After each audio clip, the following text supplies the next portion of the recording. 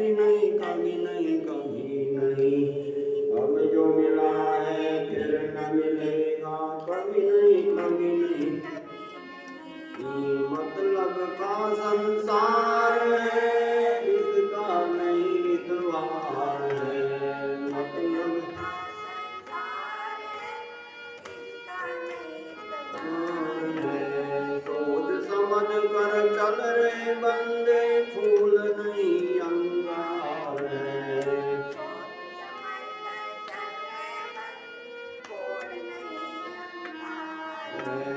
अब तो आँखियाँ खोल रे प्रभु से नाता जोड़ रे।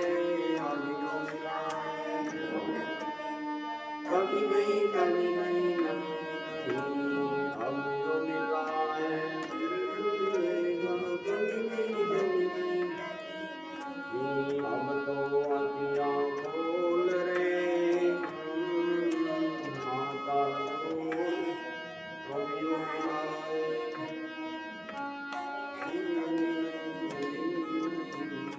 तू सत्संग में जाया कर गीत प्रभु के गाया कर।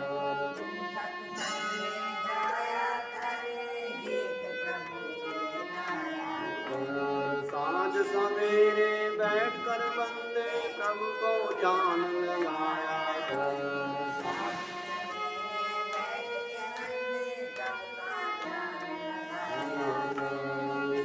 सवेरे बैठ कर बंदे प्रभु का ध्यान लगाया कर।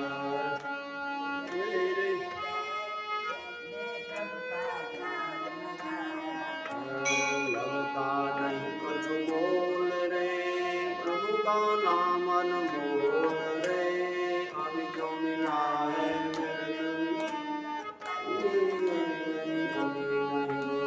लगता नहीं कुछ बोल रे प्रभु से अनमोल रे। अब जो मिला है कभी नहीं कभी नहीं। पांच जन्म बोल रे मिट्टी में मत बोल रे। अब जो मिला है कभी नहीं नहीं। राम नाम तू बोल रे जीवन में रस बोल रे। अब जो मिला है कभी नहीं कभी नहीं कभी नहीं। अब जो मिला है कभी नहीं कभी नहीं।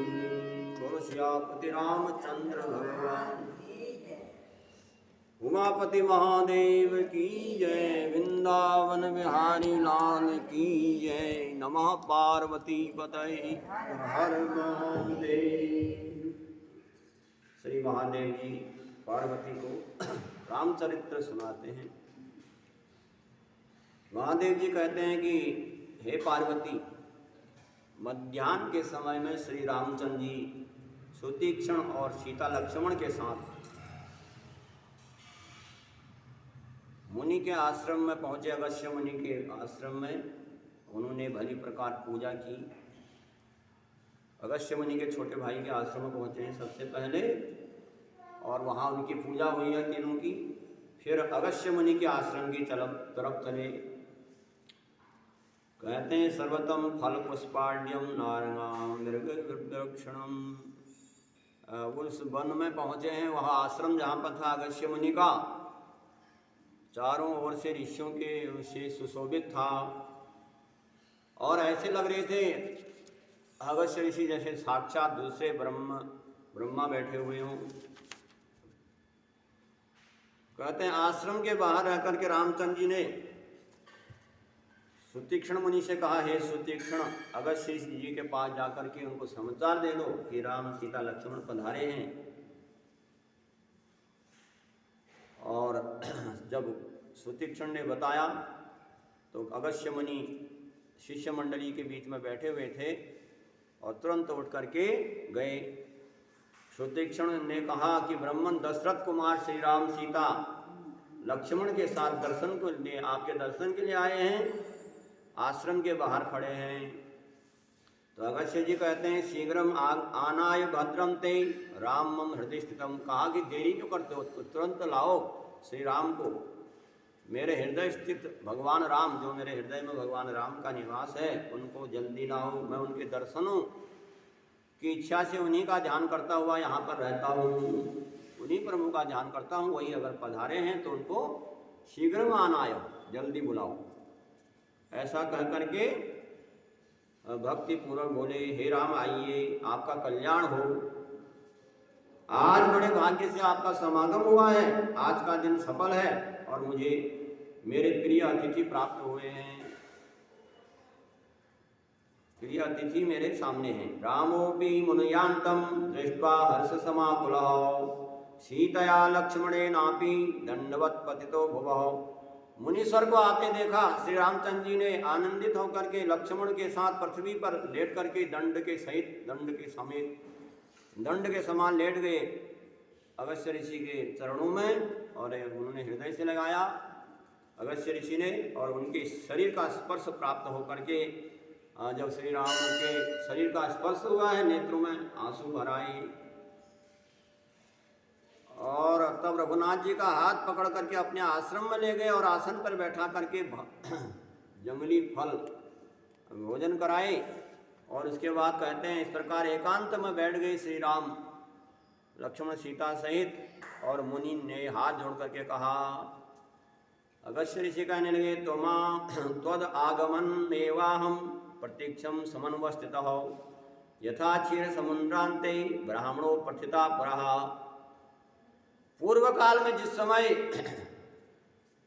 श्री क्षीर समुद्र के समीप ब्रह्मा जी ने आपसे भूमि का भार उतारने के लिए, रावण का वध करने के लिए प्रार्थना की थी प्रभु, तभी से आपके दर्शन की इच्छा से मैं तपस्या कर रहा हूं और आपका ही चिंतन करता हुआ आपके आने की प्रतीक्षा में मैं मुनियों के साथ इसी आश्रम में रहता हूं, कहते हैं अगस्त्य ऋषि। तो अगस्त्य ऋषि कहते हैं कि सृष्टि प्रागे एवासी निर्विकलो अनाधिको। सृष्टि के आरंभ में भी आप ही थे और सृष्टि के प्रलय होने पर भी आप ही रहेंगे। अकेले थे, उस समय भी कुछ नहीं था जब संसार में। तो आपकी शक्ति, माया आपकी ही शक्ति कही जाती है। जिस समय कोई उसको मूल प्रकृति कहते हैं, कोई माया कहते हैं, जो आपकी माया रूपी सीता है। हे राम, तामस अहंकार से शब्द स्पर्श रूप गंध, ये 5 तन्मात्राएं पृथ्वी की स्थूलभूत 10 इंद्रियां, मनुष्य, काल और कर्म से आपके ही देव, त्रियक और मनुष्य आदि योनियों में प्रकट हुए हैं आप।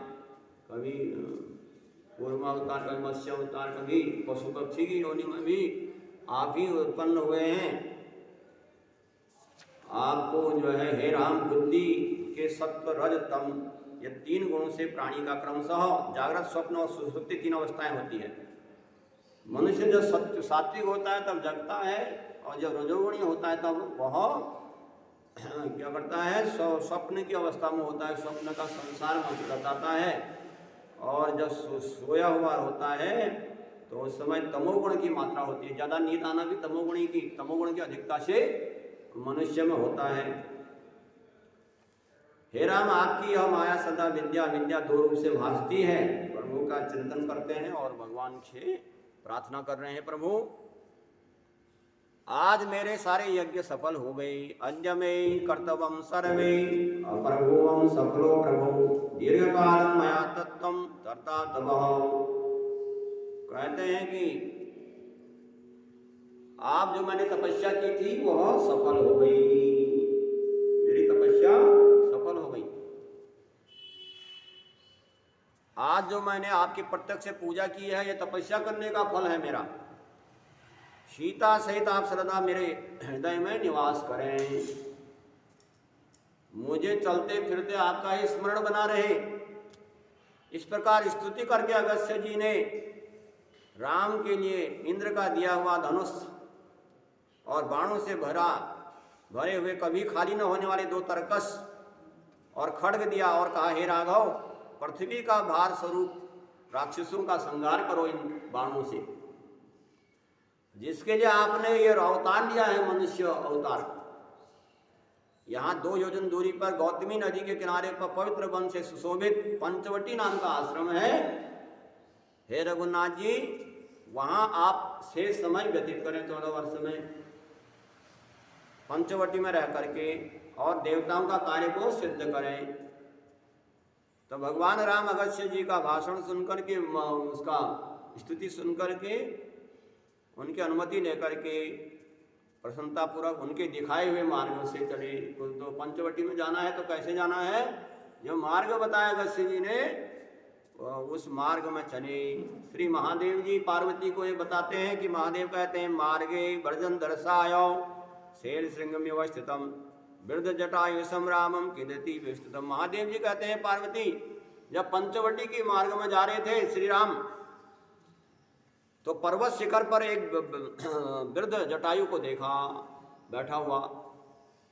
उसे देख करके श्री राम को आश्चर्य हुआ, और ये क्या है, लक्ष्मण से बोले। श्री राम जब एक वृद्ध जटायु को देखा और लक्ष्मण से कहने लगे, श्री राम धनुरानाय सौमित्रे राक्षसों पुरासिताओ, कहने लगे हे लक्ष्मण अभी धनुष बाण लाओ, इसको ये राक्षस बैठा हुआ है, इस दुष्ट को मैं अभी मार डालता हूँ। उस राक्षस उस वृद्ध जटायु को देख करके श्री राम ने लक्ष्मण को बुलाया और धनुष बाण लाने के लिए कहा, इसको अभी इस राक्षस को मारता हूँ।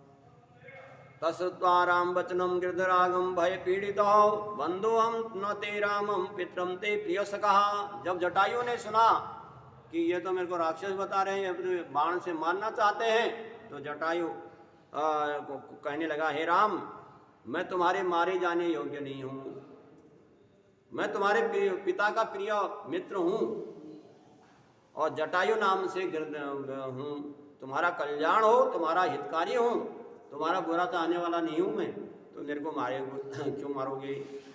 कहते हैं पंचवट्याम अहम वस्ते एवं प्रिय कामया मृगयाम कदाचित प्रियाते लक्ष्मणे चहो। तुम्हारे हित की कामना से मैं पंचवटी में रहूंगा, किसी समय भी लक्ष्मण जी भी मृगया के लिए वन में चले जाएंगे। जब कभी भी लक्ष्मण और राम वन में चले जाएंगे, मेरे तो मैं सीता की रक्षा करूंगा उस समय। गिरिराज के वचन सुनकर के श्री रामचंद्र जी ने स्नेह पूर्वक कहा, कहते हैं साधु गिरदम महाराजम तथैव कुरु मे प्रियम अत्रैव समीपस्थो नाति दूरे वन स्थितम। हे गिरिराज महाराज, ठीक है, इस पास के वन में रहते हुए आप समवर्ती होकर के मेरा मतलब यहीं पर आप रहें और मेरे प्रिय कार्य करते रहें। श्री राम ने कहा जटायु से। इस प्रकार सहमति दे करके भगवान राम जटायु को आलिंगन करके लक्ष्मण सहित पंचवटी को गए। और लक्ष्मण कहते हैं गत्वा गौतमी तीरे पंचवट्याम सुविस्त्रम मंदिरम कार्यामासो लक्ष्मणे सुबंधिता। गौतमी नदी के तट पर पहुंच करके बुद्धिमान लक्ष्मण जी से पंचवटी में एक विशाल कुटिया बनाई श्री राम ने, और वहां गौतमी नदी के उत्तर तट पर आम आदि के फल वाले वृक्ष के स्थान पर बस गए और से तो वहां पर कुटिया बना करके रहते हैं और इंद्र के समान सुखपूर्वक रहने लगे उस कुटिया में पंचवटी में। राम सेवा में जिनका चित्त लगा हुआ है, लक्ष्मण नित्य प्रति उन्हें कंदमूल फल ला करके देते हैं और सीता जी दोनों के बीच में रह करके आया जाया करती थी। जब कहीं इधर उधर जाना होता कि भयंकर राक्षस रहते थे उस वन में, तो इसलिए बीच में रहती थी हमेशा सीता। लक्ष्मण जी प्रसन्न चित्त होकर के नित्य प्रति जल ला करके भक्ति पूर्वक उनकी सेवा करते हैं। इस प्रकार तीनों सुखपूर्वक रहने लगे पंचवटी में। एक दिन की बात है, कहते हैं एकदा लक्ष्मणो रामे एकांते समुपस्थितम विनयावंतो भूत्वा प्रपक्षम परमेश्वर। एक दिन लक्ष्मण जी एकांत में बैठे हुए परमात्मा श्री राम जी से नम्रता पूर्वक पूछने लगे कि हे भगवान, आपके मुखार बिंद से मोक्ष का अब भी विचारी निश्चित साधन सुनना चाहता हूँ, मोक्ष देने वाला साधन सुनना चाहता हूँ, आप संक्षेप में वर्णन करिए। तो कहते हैं हे रघुश्रेष्ठ, आप मुझे भक्ति और वैराग्य से सना हुआ ज्ञान सुनाइए। तब राम लक्ष्मण को सुनाते हैं उस ज्ञान की बातें। राम कहते हैं शृणु वक्ष्यामि ते वत्सं गुह्याद् गुह्यतरं परं यद विज्ञाय नरोजा सद्यो वैकल्पिरो। श्री राम बोले हैं बस सुनो, मैं तुम्हें गुप्त बात सुनाता हूँ। वही जिसको जान लेने पर मनुष्य फिर संसार के भ्रम से मुक्त हो जाता है। प्रथम तो मैं माया का स्वरूप बताऊंगा, तत्व ज्ञान का साधन बताऊंगा, फिर विज्ञान के सहित ज्ञान का वर्णन करूंगा। कहते हैं इसके अतिरिक्त ज्ञेय परमात्मा का भी स्वरूप बताऊंगा, जिसके जान लेने पर मनुष्य संसार भय से मुक्त हो जाता है। एक तो कहते हैं कि ज्ञान की बातें, इसके अतिरिक्त ज्ञेय परमात्मा का भी स्वरूप बताऊंगा। तो एक विक्षिप्त, दूसरा आवरण और दूसरी आवरण शक्ति, और विस्तार में बता रहे हैं मनुष्य जो सर्वदा सुनते देखते और स्मरण करते हैं मनुष्य, वे सब स्वप्न और मनोरथों के समान असत्य हैं। जो मनुष्य देखता है, जो सुनता है, ये स्वप्न है, अभी है तो अभी नहीं है। जो है कहते हैं देखता और सुनता और स्मरण और जो भी मन में आता है वह सब असत्य हैं, सांसारिक चीजें। शरीर इस संसार रूप वृक्ष की दृढ़ मूल है, और पुत्र परिवार आदि बंधन है मनुष्य के लिए, मोक्ष के लिए। नहीं तो आत्मा का इनसे क्या संबंध, पुत्र और पौत्र आदि से और संतान आदि से। कहा कि ये बंधन है। जीव और परमात्मा, एक जीव और जो मनुष्य के जीव और परमात्मा एक पर्यायवाची शब्द हैं, एक ही हैं। कहते हैं कि भेद बुद्धि, अभिमान से दूर रहना, दंभ और अहिंसा का त्याग करना, दूसरे के किए हुए आक्षेप आदि को सहन करना, जो दूसरे आक्षेप लगाते हैं, आरोप लगाते हैं, उनको भी सहन करना, सर्वत्र हमेशा सरल भाव से रखना चाहिए रहना, और मन वचन और शरीर के द्वारा सच्ची भक्ति से भगवान की सेवा करना, और बाह्य और आंतरिक शुद्धि रखना, मन वाणी और शरीर का संयम करना, कंट्रोल करना, विषयों में प्रवृत्त नहीं होना, अहंकार बिल्कुल नाम मात्र नहीं होना, इष्ट और अनिष्ट प्राप्ति में चित्त को सदा समान रखना। जब कभी सुख आए, कभी दुख आए, कोई भी अवस्था आए, उसको चित्त को हमेशा एक जैसा रखना, उसमें घबराना नहीं। और जन समूह से शून्य पवित्र देश में रहना चाहिए, और संसारी लोगों से सदा ज़्यादा बीच में रहना, उदासीन संसार में रहो तो निरक्त रहो कहते हैं। तो सब ज्ञान की बातें बता रहे हैं कि मेरे भक्तों का संग करना चाहिए, निरंतर मेरी और मेरे भक्तों की सेवा नहीं करनी चाहिए, एकादशी का व्रत करना चाहिए, और मेरे पर्व दिनों को मानना चाहिए। जैसे रामनवमी आती है, जन्माष्टमी आती है, शिवरात्रि आती है, इनको मनाना। और कहते हैं कि मत कथा श्रवणे पाठे व्याख्याने सर्वदा रति, हमेशा मेरी इस प्रकार से मेरी कथा सुनते रहना, उनको पढ़ना और उनकी व्याख्या करने से सदा प्रेम करना चाहिए। हमेशा कथा में भी प्रेम और सुनने पढ़ने में प्रेम होना चाहिए कथाओं में, और कहते हैं उसकी व्याख्या करने में हमेशा प्रेम करना, मेरी पूजा में तत्पर रहना और मेरे नाम का संकीर्तन करना। भगवान राम बता रहे हैं लक्ष्मण को। इस प्रकार जो मुझ में लगे रहते हैं, कहते हैं उनकी मुझ में अविचल भक्ति अवश्य हो जाती है। जो इस प्रकार से करते रहते हैं, मेरे भक्तों के साथ रहते हैं, मेरी कथाओं को सुनते रहते हैं, हमेशा एक समान रहते हैं, एकादशी का व्रत करते हैं, उनको हमेशा मेरी भक्ति प्राप्त हो जाती है कहते हैं, और वो अंत में मोक्ष प्राप्त कर लेता है, मनुष्य जीवन को सफल बना देता है। उसके बाद ये निश्चित बात है, मेरी भक्ति से युक्त पुरुष को ज्ञान विज्ञान वैराग्य की प्राप्ति हो जाती है, और फिर वह मोक्ष को प्राप्त कर लेता है। भगवान राम कहते हैं इस प्रकार तुमसे मैंने यह रहस्य सुना दिया है, हे लक्ष्मण, मेरी भक्ति से विमुख पुरुष से इसे सावधानता पूर्वक नहीं कहना चाहिए। जो मैंने तुमको ये बात बताई है, जो मेरी भक्ति नहीं करते हैं उनको ये बातें जो मैंने तुमको बताई हैं, वह बातें नहीं बतानी चाहिए। सब बातें सबको नहीं बताई जाती हैं। कहते हैं किसको बताई जाती हैं? जो उसको सुनने लायक हो। और कोई हंसी उड़ा दे, आपने कहा, और उसको हंसी उड़ा दी, तो ऐसे लोगों को तो कभी बताना नहीं चाहिए। तो इसलिए हर बात को हर किसी को नहीं बताया जा सकता।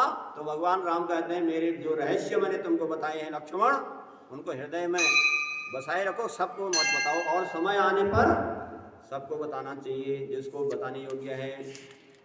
तो ये रहस्य की बातें बताई। उसके बाद महादेव जी कहते हैं पार्वती से कि तस्मिन काले महारण्ये राक्षसी कामरूपिणी। हे पार्वती, उस समय ये उसी समय घोर वन में जनस्थान में रहने वाली एक महा बलवती इच्छानुसार रूप धारण करने वाली राक्षसी घुमा करती थी पंचवटी के पास। एक दिन एकदा गौतमी तीरे पंचवट्याम समीपतः पद्मवज्रांकुशांगी पदानी जगतपते।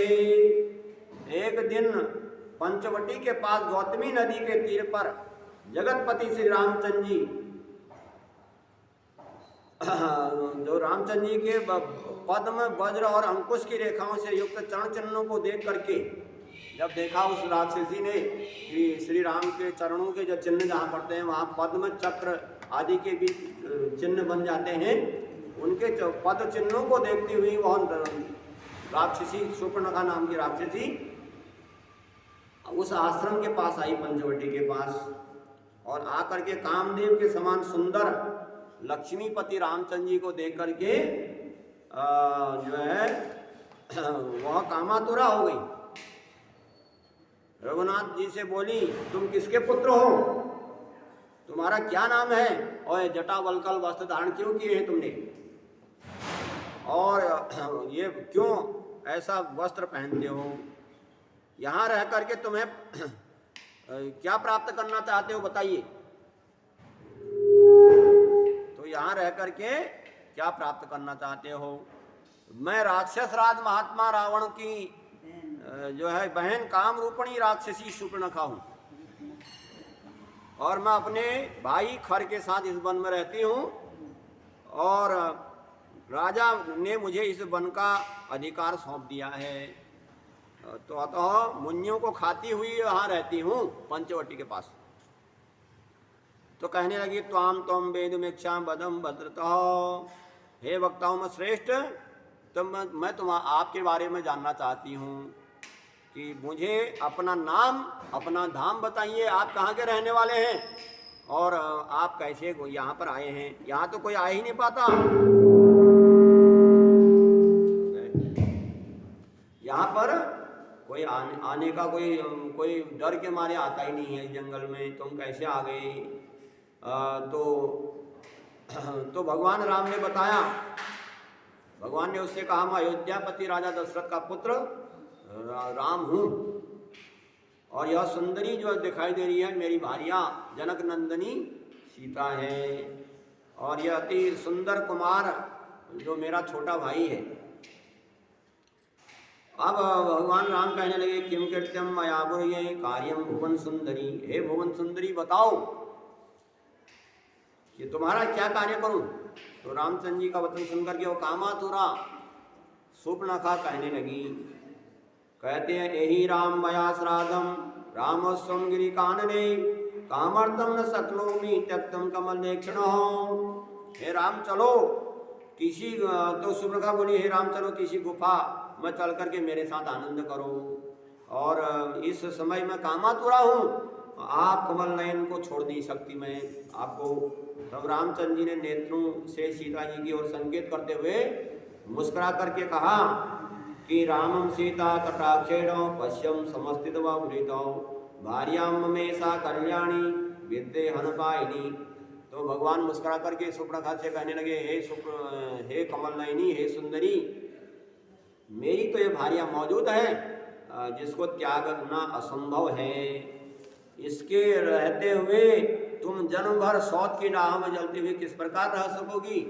बाहर मेरा अत्यंत सुंदर छोटा भाई लक्ष्मण विराजमान है, वह तुम्हारा योग्य पति होगा। तुम उसी के साथ वन पर्वत पर विहार करो। रामचंद्र जी के इस प्रकार कहने पर काम से मोहित भयंकरी शूर्पणखा लक्ष्मण के पास जाकर के कहने लगी भरतम हे तमाम लक्ष्मण सा दासोम निर्मता। कहने लगे हे सुंदर, अपने भाई की आज्ञा मना करके तुम मेरे पति बन जाओ। आज हम और तुम परस्पर रहें और देरी मत करो। तो लक्ष्मण, तब उस राक्षसी ने जब लक्ष्मण जी से इस प्रकार से कहा तो लक्ष्मण जी कहने लगे त्वमे गच्छं वज्रं ते सतम राजखिलेश्वरः तस्म पुनराज्ञं राघवं दृष्टुमानन्दः। तो लक्ष्मण जी बोले, हे साध्वी, मैं तो भगवान राम का दास हूँ और मुझे अपने पति बनाने से तुम्हें उनकी दासी बनना पड़ेगा। कहते हैं कि तुम्हारे लिए इससे अधिक दुख की बात क्या होगी, तो नौकरानी बन के रहोगी। कोई ऐसा आदमी ढूंढो जिसके साथ तुम राजा बन करके रहो। मेरे साथ रहने के मैं तो भगवान का दास हूँ, तुमको दासी बनकर रहना पड़ेगा। तो इससे तुमको दुख हो जाएगा। तुम्हारा कल्याण हो तो उन्हीं के पास जाओ। महाराज सबके स्वामी हैं। और तब वह दुष्ट चित्तवानी भगवान राम के पास, रघुनाथ जी के पास गई और क्रोध करके कहने लगी क्रोधम आगम किमर्थम माम ब्राह्म्यस्वस्थितो इदानीं मे ताम सीताम भक्ष्यामि तवाग्रह। तक क्रोध आ गया उसको, जब अंदर बाहर भेजा गया उसको, तब उसको क्रोध आ गया। क्रोध करके बोली, हे राम, तुम चंचल चित्त हो और मुझे इधर उधर घुमा रहे हो, अभी तुम्हारे सामने ही सीता को खा जाती हूँ। ऐसा कह करके कहते हैं इत्युक्ता विकटाकारा जानकी मनुबाधितो तो रामाज्ञ खड्गम आदाय प्रेरित। ऐसा कह करके विकट रूप धारण किया। जो सुंदरी बनी थी, त्रिभुवन सुंदरी, सुंदर रूप धारण करके आई थी, बहुत विकट रूप धारण करके जानकी जी की तरफ दौड़ी। तब लक्ष्मण ने रामचंद्र जी की आज्ञा से उसे पकड़ करके बड़ी फुर्ती से खड्ग लेकर के उसके नाक कान काट डाले। अब वह घोर शब्द करती हुई खून से लथपथ होकर के रोती हुई, कठोर शब्द करती हुई खर के सामने गिर पड़ी अपने भाई के पास, क्योंकि भाई भी साथ में रहता था, आस पास नहीं। और खर ने कहा कि क्या बात है? तो कहने लगी, अरे मृत्यु की मुख में जाने वाले किस दुष्टा ने तेरी दशा की है? कहने लगा, तो बतला तो सही, मैं उसको क्षण भर में मार डालूंगा। तब शूर्पणखा ने कहा, ताम राक्षसी रामो सीता लक्ष्मण सहित दंडकम निर्भयम पूर्वम नास्ते गोदावरी तटे। कहने लगी यहाँ दंडकारण्यों में लक्ष्मण, राम और सीता दंडकारण्य में निर्भय होकर के घूमते हैं गोमती नदी के, गोदावरी के तट पर। और उसी की प्रेरणा से, उसी राम की प्रेरणा से उसके छोटी भाई ने मेरी ये दशा की है। यदि तुम बड़े कुलीन और वीर हो, दोनों शत्रुओं को मार डालो, राम और लक्ष्मण को। तुम बड़े वीर हो, तुम दोनों को खा जाओ और मैं दोनों का खून पीऊंगी, और नहीं तो अपने प्राणों को छोड़ करके हम लोग चले जाऊंगे अगर तुमने दोनों को मारा नहीं तो। मूर्छित हो। शूर्पणखा के वचन सुन करके खर का क्रोध तो परिपूर्ण हो गया और राम को मारने के लिए उसने बड़े पराक्रमी 14,000 राक्षस उसके पास भेजे। उनके पास खर, दूषण, तिरसरा, ये सभी नाना प्रकार के अस्त्र शस्त्र लेकर के राम के पास आए और बड़ा कोलाहल हुआ। तो रामचंद्र जी ने लक्ष्मण जी से कहा, लक्ष्मण देखो, बड़ा कोलाहल सुनाई पड़ रहा है कुटिया के बाहर, मालूम होता है कि राक्षस गण आ रहे हैं, अवश्य ही आज मेरे साथ घोर युद्ध होगा। अतः हे महाबल, तुम सीता को लेकर के किसी पर्वत की कंदरा पर चले जाओ और आज मैं सारे घोर राक्षसों का वध करना चाहता हूँ। कहने लगे, अत्रम गौधिभक्तम सापोसिम ममो परिहि तदय सीता मादाय लक्ष्मण गरिदिम। तुम्हें मेरी सौगंध है, लक्ष्मण से कहने लगे, इस विषय में तुम किसी से कुछ कहना नहीं। तब लक्ष्मण जी ने कहा, जो आज्ञा कहकर कि सीता जी को लेकर के गुफा में चले गए। तब रामचंद्र जी ने अपनी कमर कसी और धनुष बाण लेकर के युद्ध के लिए तैयार हो गए। और उसके बाद रामचंद्र जी ने एक क्षण मात्र में ही अस्त्र शस्त्र से तिल तिल करके सबको काट डाला। राक्षसों को मार करके खर, दूषण और तिरसरा को भी मार डाला। और रामचंद्र जी ने आधे पहर में ही सारे राक्षसों का संहार कर दिया। तो सीता जी को लेकर के रघुनाथ जी को सौंप दिया। तो उस समय संपूर्ण राक्षसों को मरे हुए देखा, बड़े विस्मय में पड़ गए सब। जनक नंदनी सीता जी ने प्रसन्न मुख से श्री रामचंद्र जी का आलिंगन किया और शरीर में हुए अस्त्र शस्त्रों के घाव मतलब तो उनके शरीर में शस्त्रों के घाव पर वह फेरने लगी, हाथ फेरने लगी सीता जी। अब राक्षसों को मरे देख करके राक्षस राज रावण की बहन सुप्रखा दौड़ती हुई लंका में पहुंची है और उसके बाद राज्यसभा में पहुंच करके रावण के पैरों के समीप पृथ्वी पर गिर पड़ी। अपनी बहन को इस प्रकार भयभीत देख करके रावण बोला कि अरे बस से तुम उठो, खड़ी हो जाओ, क्या बात है, ये विरूप किसने किया है, तुम्हारा नाक और कान किसने काट दिए, क्योंकि नाक और कान के बिना तो कुरूप ही हो जाता है मनुष्य, तो मैं उसको अभी भस्म कर डालूंगा। तब राक्षसी सुप्रखा ने कहा तुम बड़े प्रमादी और मंद बुद्धि हो। रावण से कहने लगी हमेशा मद्यपान करते रहते हो और तुमको होश नहीं है। कहते हैं पाना सकते स्त्री विजितम षड सहस्त्र लक्ष्य से, स्त्री में आसक्त रहते हो, स्त्री के वशीभूत रहते हो और नपुंसक दिखाई पड़ते हो। तुम्हारे चार ये खुफिया जो पुलिस है ये कुछ जानकारी नहीं रखते हैं कि क्या हो रहा है। तुम राजा कैसे हो जाओगे, राजा का तो खुफिया चलती है कि संदेश में क्या क्या हो रहा है, कहाँ कहाँ तो इंटेलिजेंस ब्यूरो चलता है कि कहाँ कहाँ क्या हो रहा है। तुम्हारी ये सब पुलिस फेल हो गई, तुमको पता ही नहीं है। कहती है कि रावण बोला अरे तो बता तो सही ये क्या बात है। तो कहते हैं क्यों रामम किमर्थम, ये राम कौन है, किसके लिए और किस प्रकार राक्षसों को उसने मारा। तो सुप्रखा बोली एक दिन जन्मावस्था में घूम रही थी तो उसका छोटा भाई लक्ष्मण जो बड़ा रूपवान है उसकी भारिया बनना चाहती थी, लेकिन उन्होंने मेरे को पत्नी बनाया नहीं, उल्टा कान और काट दिए और दूसरों को ले गई तो उनको भी मार डाला। अब मेरा तो बुरी हालत हो गई है प्रभु। तो यह सुनकर के रावण ने सुंदर वाक्यों में सुप्रखा जैसे तैसे धैर्य बढ़ाया और घर में गया, किंतु चिंता के कारण उसको रात भर नींद नहीं आई रावण को। वो सोचने लगा बड़े आश्चर्य की बात है, एक मनुष्य जो है कैसे मार सकता है हम इतने बड़े बलशाली राक्षसों को। तो कहता है कि यदि परमात्मा में मारा गया तो अब कहता है कि एकेन रावणं कथम मनुष्य मात्रेण नष्टं सबलो करोमि घातं कथम मे बलवीर्यदर्पो युतो विनिष्टं बद्धरावणेन। तो रावण कहने लगा यह राम मनुष्य नहीं है, साक्षात परमात्मा है।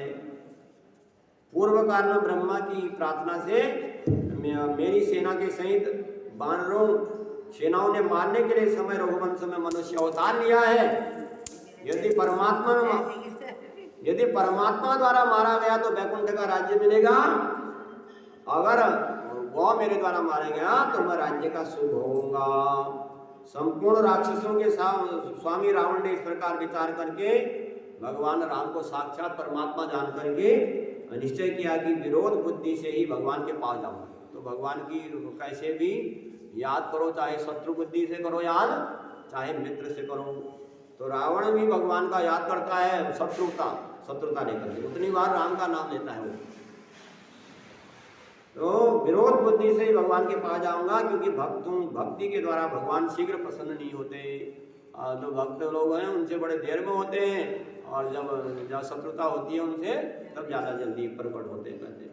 तो भगवान से लड़ाई झगड़ा भी करना पड़ता है कभी, जैसे कि वह हमसे प्रसन्न हो रहे हैं कि प्रभु इस प्रकार से बोलो सियापति रामचंद्र भगवान कथा विसर्जन होता है, सुनो वीर हनुमान राम लखन सिया जानकी सदा करो कल्याण सियावर राम श्री राम जय राम जय जय राम जय बजरंग बली हनुमान सबका भला करो सबके कष्ट हरो भगवान सबके आप संवारो काम सबको सन्मति दे होवे माता पिता माँ